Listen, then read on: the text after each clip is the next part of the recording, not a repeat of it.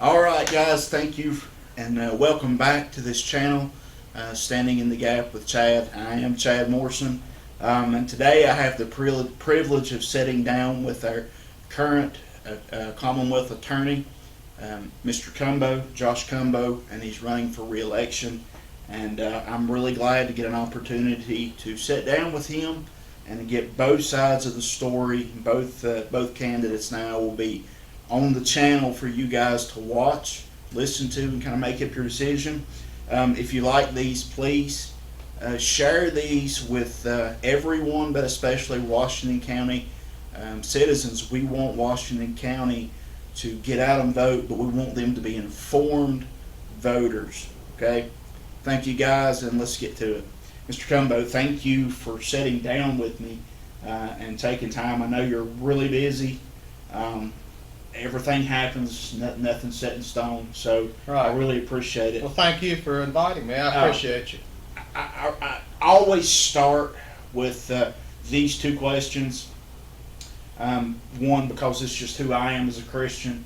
And you can say no, you can say, I don't want to say it. Sure. But are you a Christian? Well, yes, I am a Christian. I've accepted Jesus Christ as my Lord and Savior, and I give thanks every day for the blessings that have been bestowed by the Lord on me and my family. We're awfully blessed, and I'm so thankful for that. Yeah. I grew up in the Abingdon United Methodist Church. Okay. I guess I've been told that the first place I ever went when I was a baby was to the church and then to my grandparents for Sunday dinner, and I suppose that's true. But certainly I've continued to be a member of that church all my life. I'm 48 years old now. Okay. And that's where I still go. And You got me by a couple of months. Okay. Do you have a testimony as to when you got saved and how that it happened? Well, you know, it's nothing. I didn't get zapped or anything. It's just growing up at the church. That's the way I felt things should be, and I liked what I was taught, and I have to say that the Lord's always been awfully good to me. So I didn't hit rock bottom and then just decided I needed to change things. It happened organically throughout the course of my life. Yeah. Unfortunately, most people find themselves having to hit rock bottom. That's true. To recognize that. So, I'm thankful for anybody that comes to know Christ. I really am. And I want to be one of those people who want everybody to succeed. I do too. Sometimes I'm too trusting in that, but I admire someone who tries to live right and never had to hit rock bottom. Well, the good thing you and I have been blessed with is good family. Yeah. And so many people don't have that, and we're blessed. Yeah, I agree. Okay, so to the real questions that I guess everybody might want to know. For those who don't really think about what the job is, can you tell us what the Commonwealth attorney does? Sure. Well, the Commonwealth's attorney, the first and foremost role of the Commonwealth's attorney is that of being the chief prosecutor in Washington County, Virginia. There are 120 in Virginia. I've been here since January 1 of 16. The Commonwealth's attorney themselves or through their office prosecutes all felonies and any misdemeanor involving a potential jail sentence. Now, I have other functions that are laid out through the statutes as well. For example, driver's license restorations, firearms rights restorations. If there's any problem with a concealed handgun permit, I go to court on those. But first and foremost, we prosecute crime. Okay. So this is a question. Some of these questions, and I know you know the questions. However, for them, some of these questions came from what we're seeing from a national or a state perspective, because all of those perspectives dwindle down. They find their way down into the rural areas. So I think it's kind of important, and I think that a lot of constituents that are voting kind of have that same idea. How far down has it gotten into our local areas? So, on a political spectrum, where do you see yourself between far right, far left? You know, taken as a whole, I'm right down the middle. I'm a very moderate person. Uh, you know, it's kind of like driving. If you get too far left or too far right, you wind up in a ditch and you can't go anywhere. I try to listen to everybody, make informed decisions, and on most things, I'm very moderate. Yeah. My Uncle Donnie used to say, the devil don't care if he can make you wreck on the right side of the road or the left, as long as he can make you wreck. Well, he's right. And I've found a lot of truth in that in Yep. many different aspects of life. Now, if I remember correctly, you're running as a Democrat. That's correct. On a Democratic ticket. How do you feel you line up with theirs? Do you feel you're really aligned or partly aligned? You know, the reason I'm a Democrat is because, as I said, I was born here, but so many generations of my family have generations and centuries even here. I can take you out to the house where my great-great-grandfather and two of his brothers went off to the Civil War. They were Democrats. I can take you to a different house where my grandfather lived, and he benefited from Franklin Roosevelt's New Deal through working with the Civilian Conservation Corps. They were Democrats. Got another branch of the family that were a little better off, and from that group I got an autographed photograph of Franklin Delano Roosevelt that's in my house now. I came through it pretty honestly through my family, and then when I professionally and when I was growing up, I just always looked up to Joe Johnson and thought he was just wonderful and tried to pattern myself after him. He stayed a Democrat till the end, so at this point I'm proud to be a Washington County Democrat. Now the difference is in Washington County we don't see things the same way as Washington D.C. I'm true to the people here. That's who I work for, and as far as whether or not I line up with anything that goes on D.C., I think for myself. I'm an independent thinker, and that's where I am. That's one of the purposes that I have for this channel, is to remind people, you know, it's easy to jump on a bandwagon, but a real good American and a real good citizen is willing to think. Well, that's right. Critical think. And as far as that national, even state political stuff, you know, I love my wife. I don't agree with her on 100% of the views she has, and she certainly doesn't agree with all mine. And the danger we run into is we can't put all our eggs in one basket. There's a lot of different issues I care about. As far as the job's concerned, I care about doing the work of the Commonwealth's attorney, and that work is laid out through the Code of Virginia. It's right there in black and white, and that's what they tell me I can do, and that's what I stick to. Right. So that was kind of one of my questions, but you kind of already answered that, was how do you feel your political views play into this job? As far as the job itself, they don't play in at all, because I'm sworn to uphold the Constitution. The cases that I prosecute are brought by a law enforcement agency, so they're already charged when I get them, and then we just do the best we can to prosecute those cases. Yeah.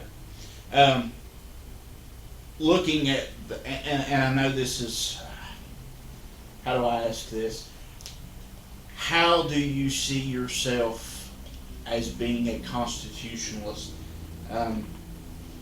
I see so many things going on today on a national level, and it seems like people are trying to chip away, and I'm not going to say one party or the other, because I feel like there's a lot of too far right and a lot of too far left. I'm independent. I'm a Christian, right. Independent conservative. Okay. So that's why I try to stay independent and moderate this the way I do.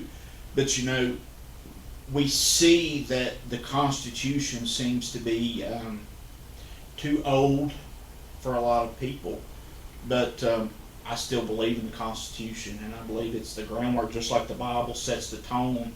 I believe the Constitution sets the tone for America. Right. How do you feel about the Constitution in regards to your job? Well, the Constitution informs everything most everything we do as Commonwealth attorneys. Uh, Most people, when they think of the Constitution, think of the Bill of Rights, which is the first 10 amendments. We deal daily with the 4th, 5th, and 6th amendments. Search and seizures, right not to incriminate yourself, right to confront your accuser and have trials. And so I'm always cognizant of those things. Right. Now, as a Commonwealth attorney, I also deal with the Second Amendment. That's one issue where my political views probably do inform what I do. I strongly support the Second Amendment. And where that comes into play sometimes is self-defense laws. I have publicly commented on one of the local news about using a gun to defend yourself and how it's constitutionally protected. Yeah. I've put that talk into practice with some of the cases we've had, and have determined, based on all the evidence, that a person that shot another person had the right to defend themselves based on the Second Amendment. So it's something that I live and breathe every day. Yeah. Now, to that point, I think everybody should, and I think we don't take the time to really read into that point, what is considered, and I guess this is a question for another point or another day or whatever, but I think it's important that we, as citizens, especially those who do carry and do plan on protecting our home and family, what are the cans and cannots, should not do's. I think it's something every individual should be more up to date on. Right. Because those laws do change, and I know concealed carry classes do give you a lot of the information. Again, that information does change, but not everybody's going to get a concealed carry. Right. So I think it's important for the public to dig into that, and maybe you can either point me in the right direction to ask that question, and maybe one day I can kind of sit down with you or an instructor Sure. or somebody and get that information. Well, I would encourage everybody, no matter how. I grew up as a little boy, Dad taking us to shoot. I mean, that's the way most of us around here were raised. But I would still encourage people to attend concealed carry classes and have the benefit of, I mean, we've got some good firearms instructors around here, and learn that knowledge. As far as from a legal sense, I don't want to say too much because it is very fact specific, and the facts can turn on a dime. Yeah. But I encourage everyone that is able to legally to get a concealed carry permit. I think it's very important, and a lot of people don't know that when I first came into office, I made the concealed carry permit application process a little easier here in Washington County, because at that time, every concealed carry application was coming to the Commonwealth Attorney's desk for review. Well, I said, well, first of all, that's not in the code. Second of all, I said, it's none of my business who carries and who doesn't. Only send me the ones where there's some type of problem. Either they've got criminal convictions that disqualify them, or they've had some mental health treatment that would disqualify them. I'll review those, but the good ones, I don't need to know about that. Right. That's not my role here. I'm a firm believer in two things. One, as far as concealed carry goes, I believe that when you don't know whether somebody's carrying or not, it is a deterrent to a lot of people, and the more people not carrying just makes people who would do wrong more Sure. apt to do that. Sure. So I believe that more people should carry, but I also believe that people should know in Washington County people are carrying. Well, I think you can probably take it for granted that we've got a lot of people carrying concealed in Yeah. Washington County, and I think that's fine as long as they're good, Yeah. law-abiding citizens. Right. Yeah, it's not the law-abiding citizens that tend to That's cause right. problems. You is got it? that right. All right, sorry to get off on that little It's all right. tangent. What is your thoughts? I mean, we've seen some real changes federally and on a state level over the last 5 years or so of illegal drugs becoming legal. Right. And I think some of those things are really, we really don't have a good handle on some of these things in my perspective, Right. because it's legal. Okay, well, I'm just going to go on my smoke break and smoke weed Mhm. instead of a cigarette. But to me, that's becoming intoxicated. But I agree. those problems are showing up in Washington County. Mhm. How do you feel in regards to that, and how do you deal with situations? How should we look at that, I guess is the As question. far as people smoking marijuana, Or as far as illegal drugs becoming legal now okay. and being used. Well, I know a lot of people think the federal government legalized marijuana, and they haven't. Right. There's been a lot of talk, but that hadn't happened, and I'm not aware of any other illegal drugs the feds have made legal. In Virginia, they did decriminalize small amounts of marijuana. You know, that is what it is. I don't advocate for anybody to do it during work hours. You would be intoxicated. You can get a DUI. And, you know, what you do at home when you're not hurting anybody is your business. But once you get out and it affects other people, it can be my business. Right. So I'm not aware of people, certainly not. I deal with a lot of lawyers and police officers and probation officers. I can assure you none of those people are smoking marijuana during the day, but I'm not aware of a lot of people doing that during the day. I certainly hope it doesn't happen, but if they get out and drive and they get caught, we can prosecute it. Yeah. And that's kind of one of the things I want people to know, again, with this channel is think. Yeah, that's right. You know, there's things that just because the state government or the federal government may say, hey, we're backing off of it, it's fine. Mm-hmm. Know what your real rights are. Know what Right. you actually can and cannot do. Sure. And don't abuse it. No, I agree. Okay. Do you think that, and I know you've got a good track record, but just for the public, do you think that giving tougher sentences helps to deter? Or do you think that we should be a little lighter on sentences to keep them out of jail longer? How do you look at that? Well, that's about three different questions, and I'll try to hit all three. Number one, I think any criminology study that's ever been done would say that tough sentences do not or does not deter crime. I mean, they used to hang murderers publicly. We still have murderers. So deterrence is not the issue. Second question, though, becomes, even though it doesn't deter people, do we still punish harshly violent crime? And yes, we do. My track record on that is I mean, it's right out there in public. It's very strong. I mean, I've had 13 murder/homicide cases since I've been here. I prosecuted 6 between February of 22 and February of 23.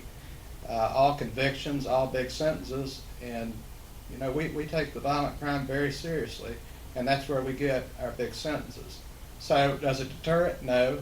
Do we want big sentences on those types of people that hurt other people? Yes, we do, because it's a punishment aspect. Mm-hmm. We've also got a great track record on putting child sex predators in prison for life or very close to life on a number of occasions, and those have happened fairly recently as well. And I talked so long I can't remember that third question. The third question is lighter sentences versus harsher sentences. I would say certainly it's always case specific. Violent crime should continue to be a harsh sentence. However, first time offenders and nonviolent offenders, if you have an opportunity to rehabilitate them, and they want that opportunity, they have to ask for it. I'm pretty much on record as supporting things like drug court, the sheriff's office's community work program, and things like that. Good deal. All right. All right. So we've actually covered most of the questions. You've already got a good track record. We've already mentioned that. If you're reelected, what are some things that you would like to continue doing or would like to change? What do you feel might be better as we move forward, or as you move forward if you're reelected? Well, I always want to continue to really go after and prosecute the violent crime as I've done the past almost 8 years. Continue showing the public that we're not afraid to take cases to trial. I've done that. So I want to continue to do those things. Drug court, since I've been in office, has grown considerably. When I took office, the program had been around about 5 years. They had only had 4 graduates. We recently had our 71st graduate. And the drug court program is a great program, and I take credit for a little bit of that because I get to say I could veto any applicant for any reason. Now, I choose to allow people, most people, the opportunity. However, the final say, and a lot of people don't know this, is the actual drug court team. I just say whether or not they can be evaluated, so the drug court team makes the final decision, yay or nay. Right. I would like to continue to grow the drug court program, but once again, you have to have people, defendants in that number one, admit they've got a problem, number two, say I've got to put my life in order, and number three, follow through on it, and sometimes that's hard to do. I would also like to continue to help grow the community work program at the sheriff's office. Those are folks you see out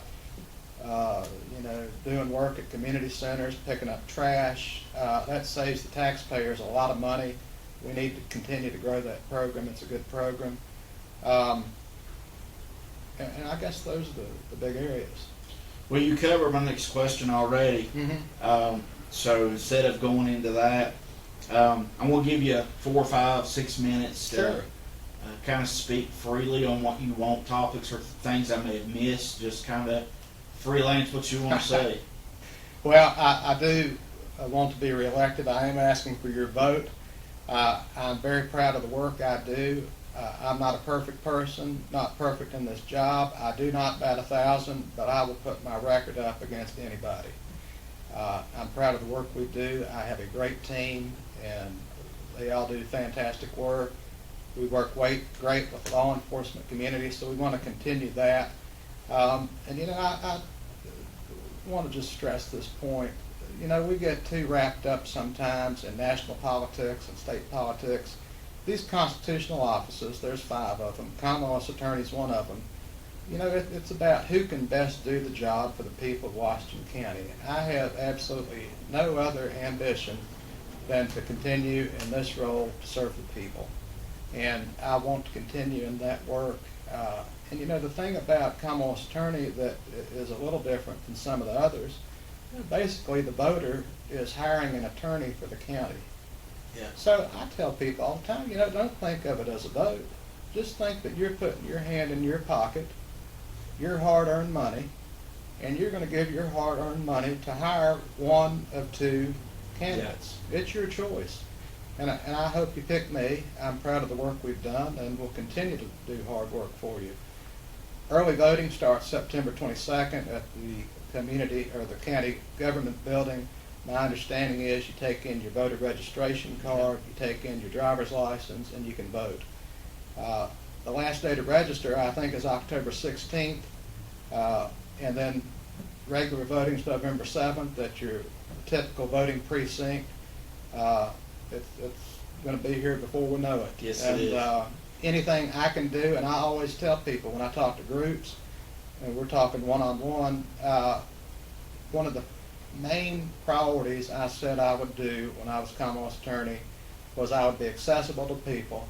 I would be an active member of the community. If anybody like you or a group ever wants to talk to me or me to go somewhere and talk to them, I always say yes.